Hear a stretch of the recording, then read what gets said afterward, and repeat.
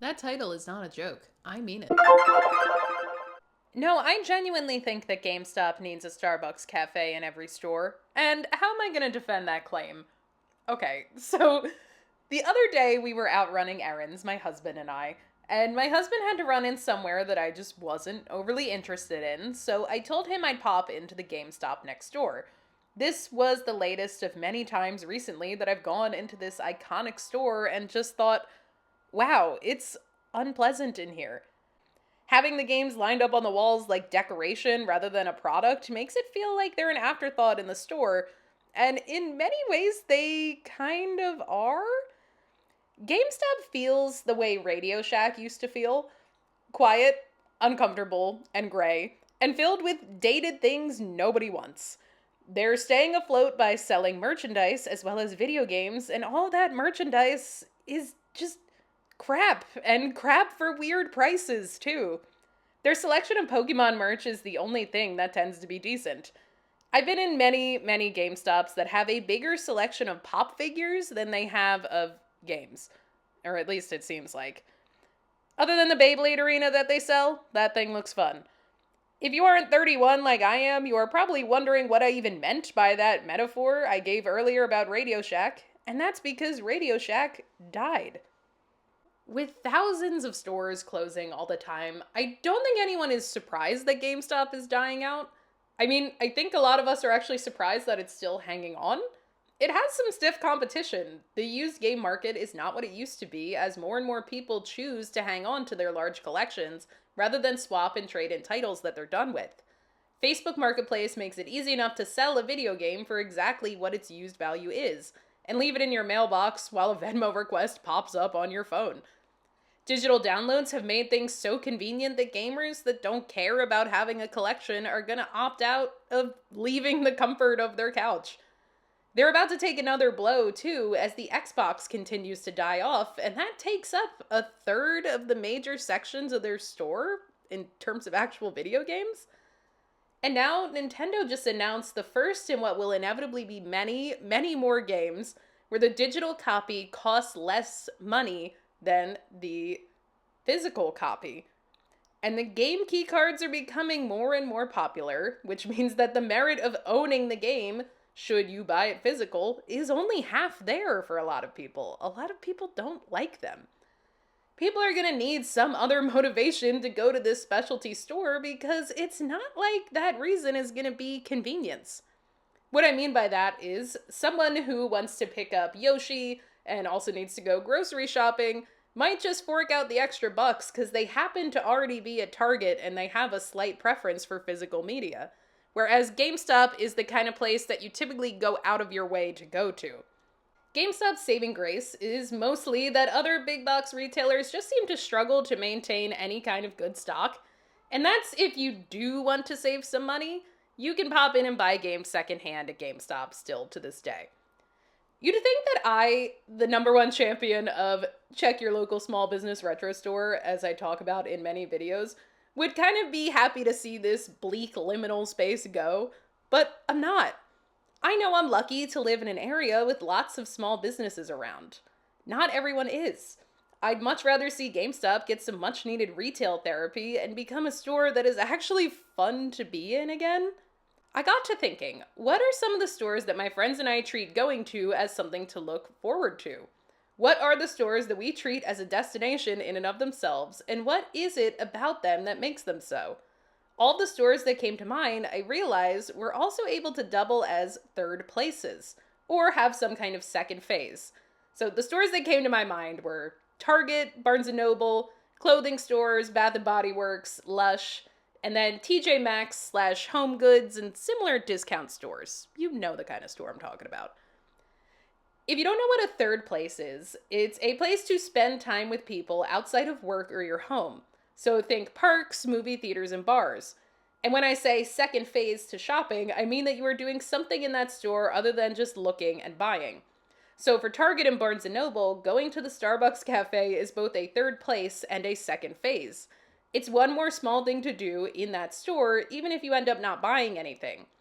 In clothing stores, or think Bath& and Body Works or Lush, The second phase is where you and your friends either go into the dressing room and try things on, come out in the mirror, get one another's opinions, or just the sensory stimulation of trying on the lotion and the candles.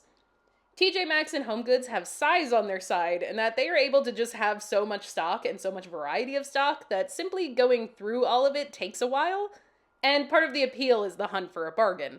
That's not something that GameStop could realistically do, but GameStop could become a third place like Target and Barnes & Noble. And in an era where everyone is lonelier and more bored than ever, it probably should. You might laugh at the silliness of me saying that GameStop needs a Starbucks, but picture how much more fun it would be to shop for video games if a step in that process was sitting down with your Switch at a table with an iced coffee and playing around a Mario Kart with your buddy. What about couches with a TV or two that had game demos set up? Tables for opening up packs and playing one of the many TCG games that they sell? A PC station that you could rent for a small fee and play with a couple friends? Just don't spill your coffee on it. The Starbucks is in Target because of capitalism, yes, but we can't pretend it didn't add a huge endorphin rush to everybody's shopping. It's that second step. It's that thing that gives you instant gratification even if you can't afford to buy anything. Not gonna lie, there have been many times where Target has been chosen as the location for my husband and I to run to for errands because we would both also like a coffee. And they don't have to have tables and chairs. They put them there because it turns a department store into a meetup spot.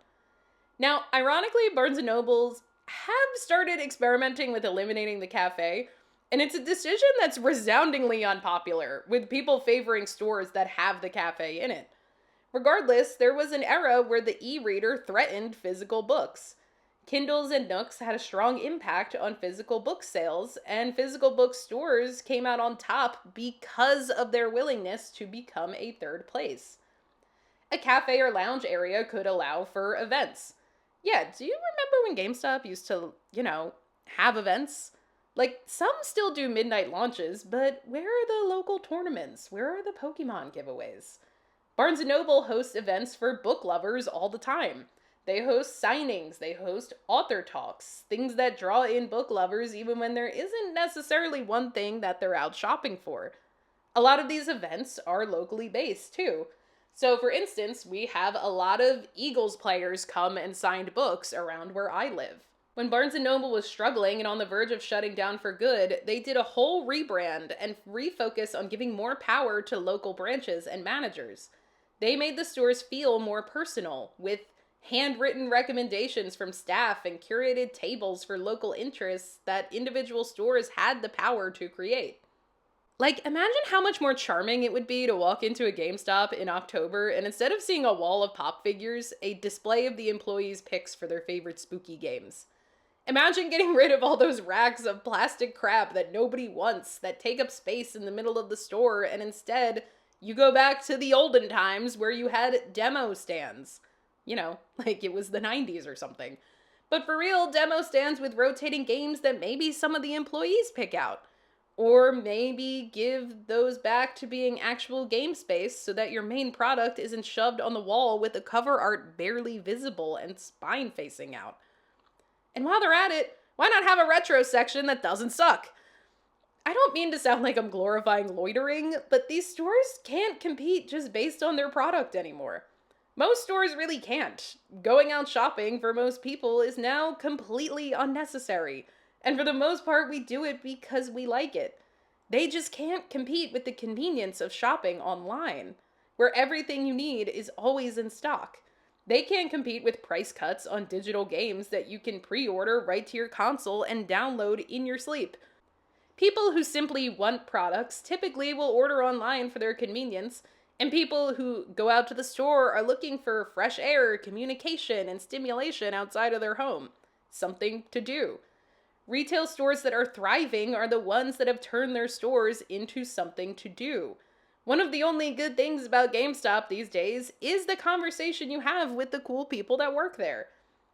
It's sad to me that a place that used to feel so fun to visit as a kid has now just spiraled into being a liminal space that we're all shocked is still functioning.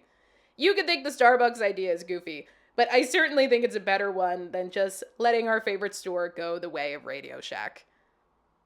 Tell me what you guys think. Are your local GameStops a little less bleak than mine? Do you think my idea is absolutely ridiculous? Tell me in the comments below, and thank you for joining me on this impromptu episode of Bridget's Never Played.